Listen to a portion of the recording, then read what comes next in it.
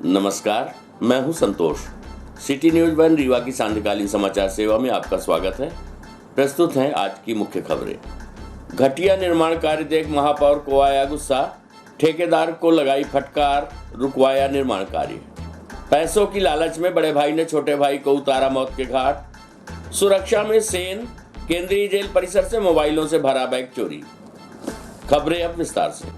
घटिया निर्माण कार्य देख महापौर को आया गुस्सा, ठेकेदार को लगाई फटकार, रुकवाया निर्माण कार्य। रीवा नगर निगम के वार्ड क्रमांक 40 में पुलिया चौड़ीकरण निर्माण कार्य चल रहा था, जहां पर महापौर अजय मिश्रा बाबा, MIC सदस्य लोक निर्माण विभाग धनेन्द्र सिंह बघेल, MIC सदस्य स्वतंत्र शर्मा द्वारा निरीक्षण किया गया। आपको बता दें कि निर्माण कार्य में ठेकेदार द्वारा घटिया मटेरियल एवं घटिया निर्माण कार्य किया जा रहा था, जिस पर तुरंत काम को बंद करवाकर सही तरीके से और अच्छे मटेरियल का उपयोग किए जाने का निर्देश दिया गया। महापौर अजय मिश्रा बाबा ने बताया कि वार्ड क्रमांक 40 में निगम द्वारा पुलिया चौड़ीकरण का कार्य कराया जा रहा था, जहां पहुंचकर निर्माण कार्य का निरीक्षण किया गया। इस दौरान मौके पर पाया गया कि ठेकेदार द्वारा खराब ईंटें लगाई जा रही हैं और रद्दी किस्म की बालू का भी उपयोग किया जा रहा है। सेंटरिंग में लगाई जाने वाली लकड़ियां भी सही नहीं पाई गई, जिसके चलते मौके पर ही ठेकेदार को फटकार लगाते हुए काम को रोक दिया गया है और सख्त हिदायत दी गई है कि अगर निर्माण कार्य करना है तो अच्छे से करो, वरना मत करो। महापौर अजय मिश्रा बाबा द्वारा उठाए गए इस कदम के बाद आसपास मौजूद लोगों ने जमकर सराहना की और कहा कि अगर इसी तरह से सभी निर्माण कार्यों की समीक्षा और निरीक्षण किया जाए तो घटिया निर्माण कार्य में रोक लगाई जा सकती है। प्रस्तुत है नगर निगम महापौर अजय मिश्रा बाबा से प्राप्त जानकारी के अनुसार।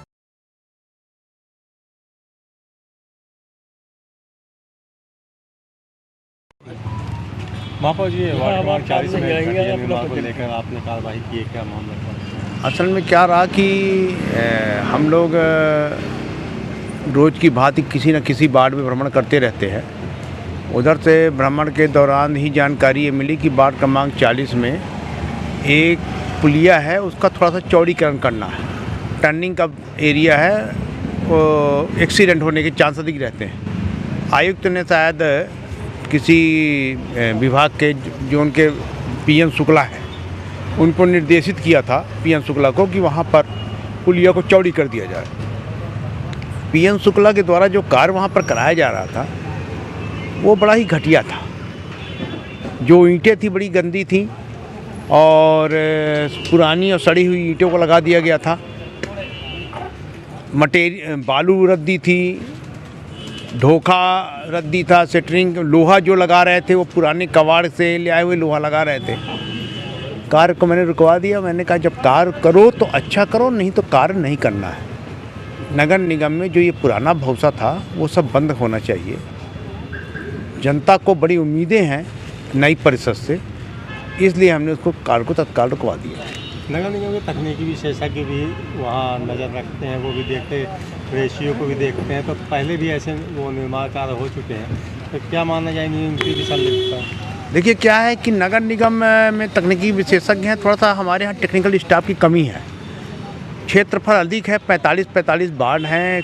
कुछ वार्ड तो ऐसे हैं जो नई बसाहट के हो गए, जैसे वार्ड नंबर 4 हो गया, वार्ड नंबर 1 हो गया, उधर वार्ड नंबर 45, 44, 43, 26, 15, 8, 9, ये वार्डों में आबादी बड़ी तेज़ी से बढ़ रही, जिसके कारण नए नए निर्माण हो रहे हैं। तो जो हमारे यहाँ के इंजीनियर हैं वो उसकी प्रॉपर मॉनिटरिंग नहीं कर पा रहे। हम लोगों ने इस पर भी अंकुश लगाया है कि जो निर्माण कार्य है वो उतना ही प्रॉपर वर्क ऑर्डर पर चलाया जाए जितना ज़रूरत है और जितने की निगरानी की जा सके। आज इस पर कार्रवाई की गई है, उसको पुनर्निर्माण कराया जाएगा, उसको पुनर्निर्माण कराया जाएगा और उसको तोड़वा कर अच्छे से बनवाया जाएगा। मामूली विवाद में दो पक्षों के बीच चले लाठी डंडे, एक युवक गंभीर रूप से घायल, कट्टा भी बरामद।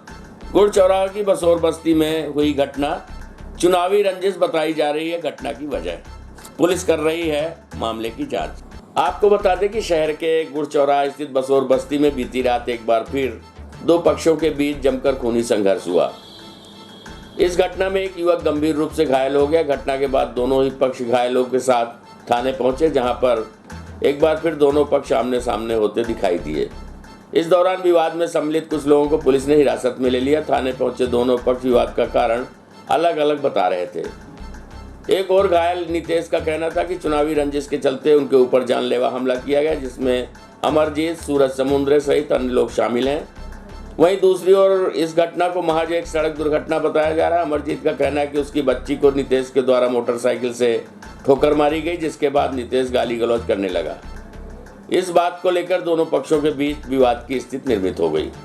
आपको बता दें कि घटना को लेकर दोनों ही ओर से सिटी कोतवाली थाने में मामला दर्ज कराया गया है। इस दौरान पुलिस के द्वारा एक कट्टा भी बरामद किया गया, जिसके संबंध में अमरजीत के द्वारा बताया गया कि कट्टा लेकर नितेश उन्हें मारने आया था। इस दौरान पुलिस ने कुछ लोगों को हिरासत में ले लिया। बताया जा रहा है कि इस घटना में नितेश सहित एक बच्ची घायल हुई है, जिन्हें पुलिस के माध्यम से उपचार के लिए अस्पताल भेजा गया। वहीं इस घटना को लेकर पुलिस गंभीरता से जांच कर रही है। आइए सुनते हैं घटना के संबंध में फरियादियों से प्राप्त जानकारी के अंश। बतावा ना। अरे वहाँ से जा रहे थी, वो लोग रोक के अचानक हमला कर दिया। अमरजीत, सूरज समुद्रे और भी कई लोग थे, नितेश माड़ा। ऐसे ही हो गया चुनाव के रंजिश में। भैया ये हमारी लड़की के ऊपर गाड़ी चढ़ा, बहुत दारू पी गाड़ी चढ़ा रहा था, खूब तेज़ गाड़ी किया था और हमारी लड़की के ऊपर गाड़ी चढ़ा दिया, तो उसका सर कट गया, गिलो करके सर कट गया।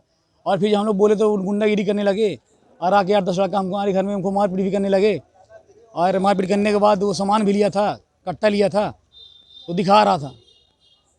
वो कट्टा कहाँ है? कट्टा है ना, कट्टा ले आए साहब, अभी ले आए। जी कट्टा कहाँ पे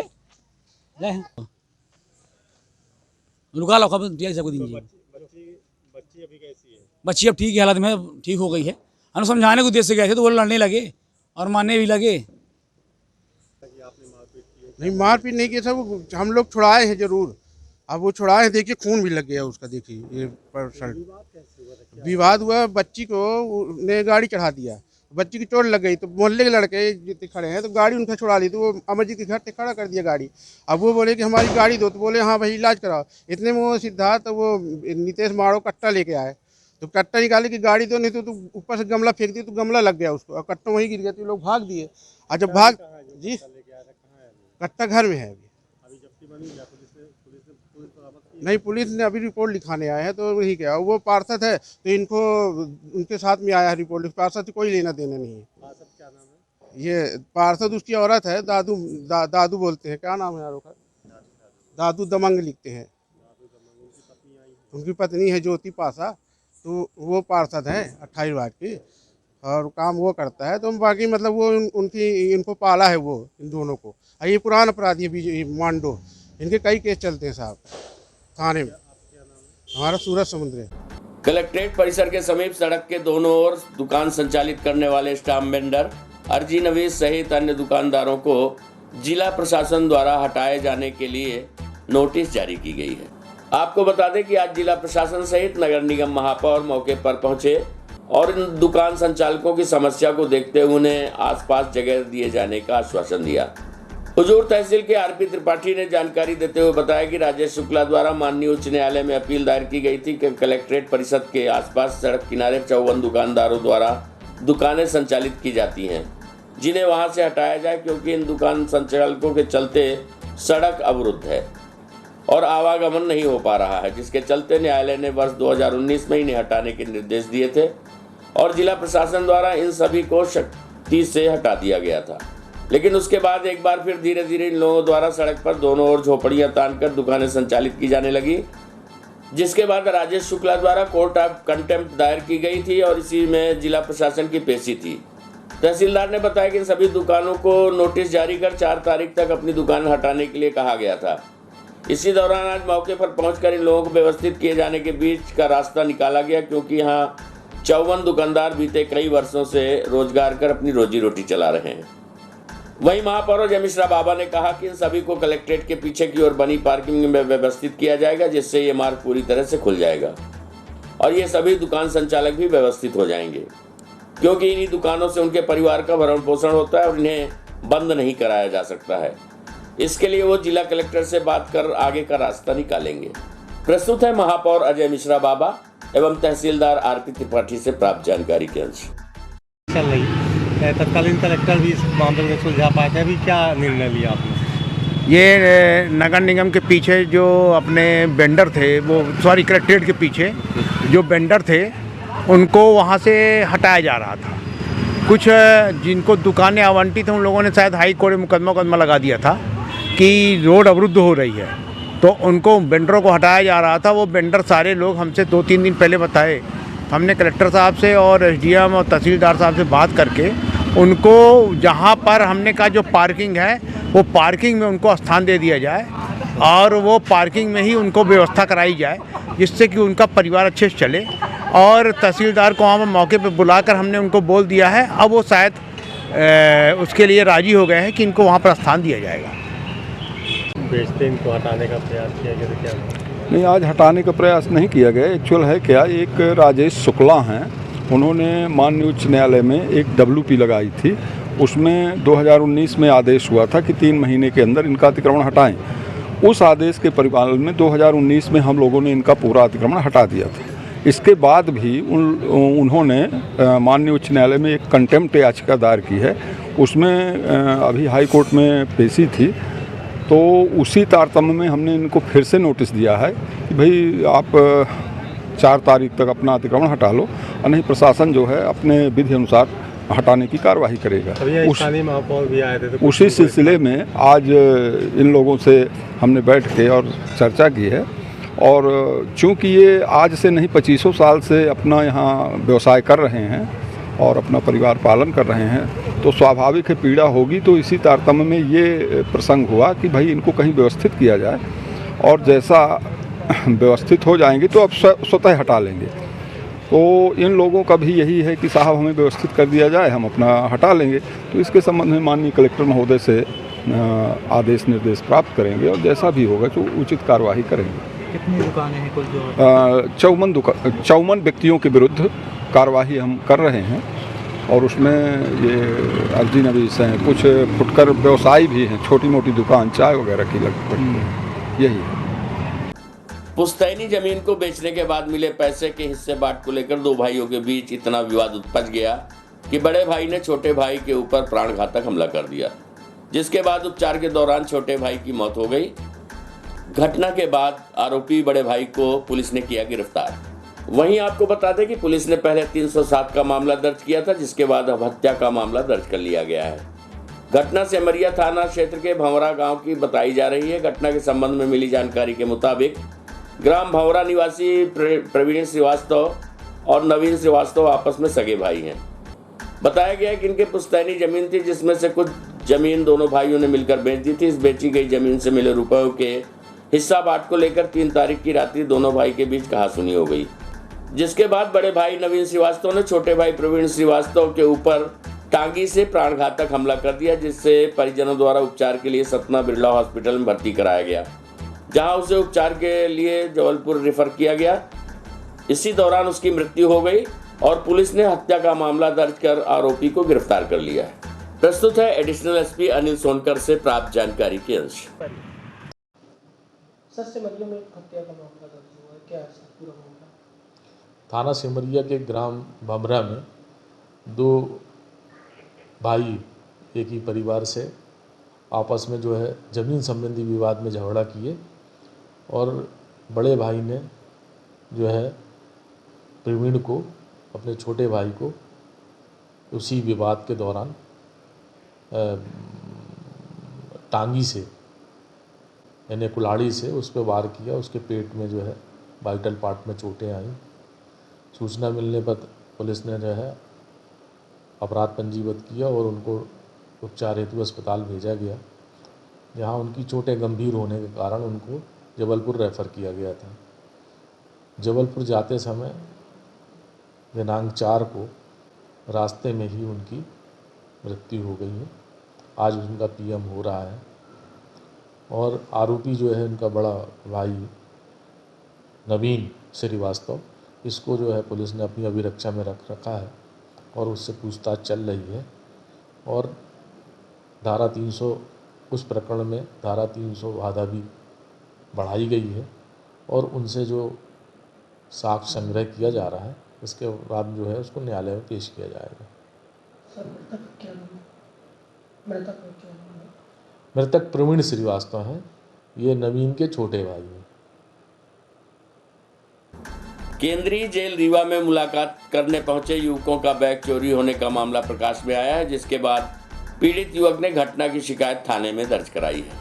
घटना के संबंध में पीड़ित युवक दीप नारायण पांडे निवासी सतना ने जानकारी देते हुए बताया कि वो बीते 2 तारीख को जेल में बंद अपने चाचा से मुलाकात करने केंद्रीय जेल आया हुआ था, जहां जेल पुलिस की मौजूदगी में उनकी निगरानी में सामान रखा था। युवक ने बताया कि बैग में उनके 4 मोबाइल सहित कुछ दस्तावेज और अन्य सामान थे। युवक ने बताया कि जब वो आधे घंटे बाद अपने चाचा से मुलाकात कर वापस आया तो उसका बैग गायब था। इस दौरान उसने मौजूद जेल प्रहरियों से सीसीटीवी कैमरा दिखाए जाने की मांग की, लेकिन किसी ने भी उसकी मदद नहीं की, जिसके बाद युवक ने अमैया थाने पहुंचकर बैग चोरी होने की शिकायत दर्ज कराई है।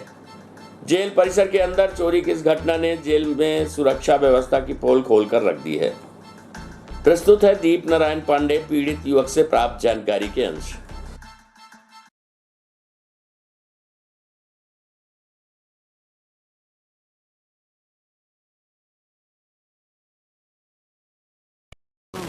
दीप पांडे। एक्चुअल में हम लोग आए थे मुलाकात करने अपने चाचा जी से यहाँ पे सेंट्रल जेल रीवा में।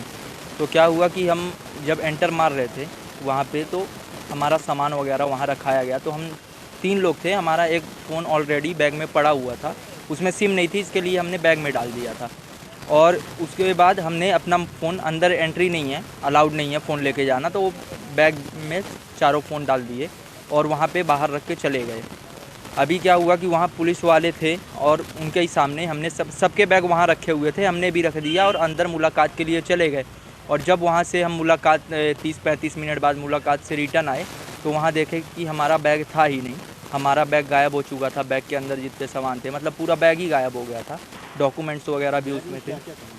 बैग में 4 फ़ोन थे, उसमें 4 फ़ोन थे, 2 रेडमी के थे, 3 रेडमी के थे और एक रियलमी का फ़ोन था और 2 वन प्लस के नेक बैंड थे। इसके बाद हमने वहाँ जेलर से बात करने की कोशिश की। हाँ की, तो उनसे बोले कि हमें रिकॉर्डिंग दिखा दो, तो उन्होंने बोला कि जिसके पास रिकॉर्डिंग है वो अभी है नहीं, यहाँ पे अवेलेबल नहीं है।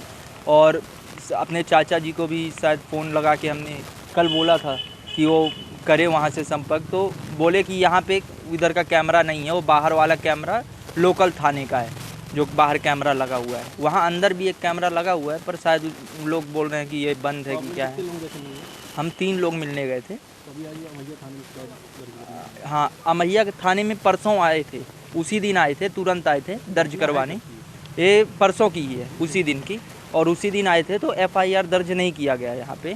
और मतलब हमने बोला था कि चोरी हुई है, पर चोरी के जगह पे इसमें लिख दिया गया है कि गुम हुआ है ना, कि FIR दर्ज ना हो इसके लिए।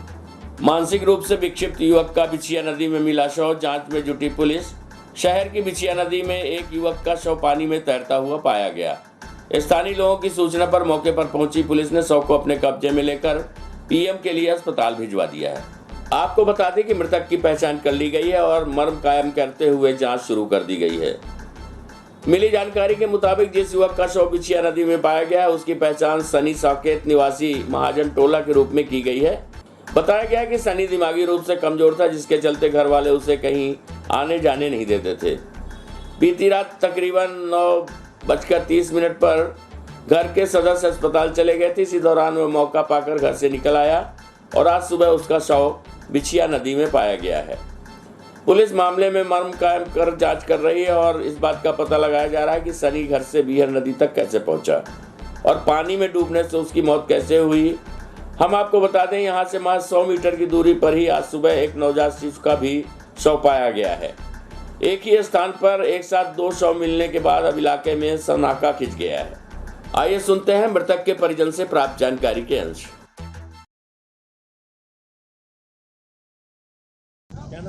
मेरा नाम हीरालाल साकेत है। ये कौन है जो? ये मेरा माजिल भाई है। क्या नाम है? सनी कुमार साकेत। ये कब गायब हुआ था? ये कल 9:30 बजे करीब घर से निकला था?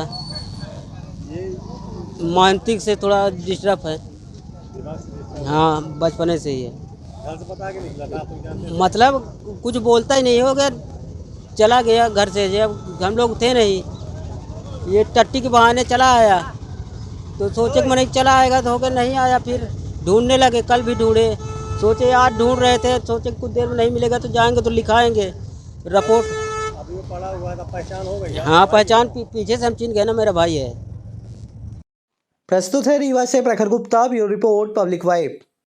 आज की खबरों में बस इतना ही। कल हम फिर हाजिर होंगे कुछ नई खबरों के साथ। तब तक के लिए हमें इजाजत दीजिए। नमस्कार।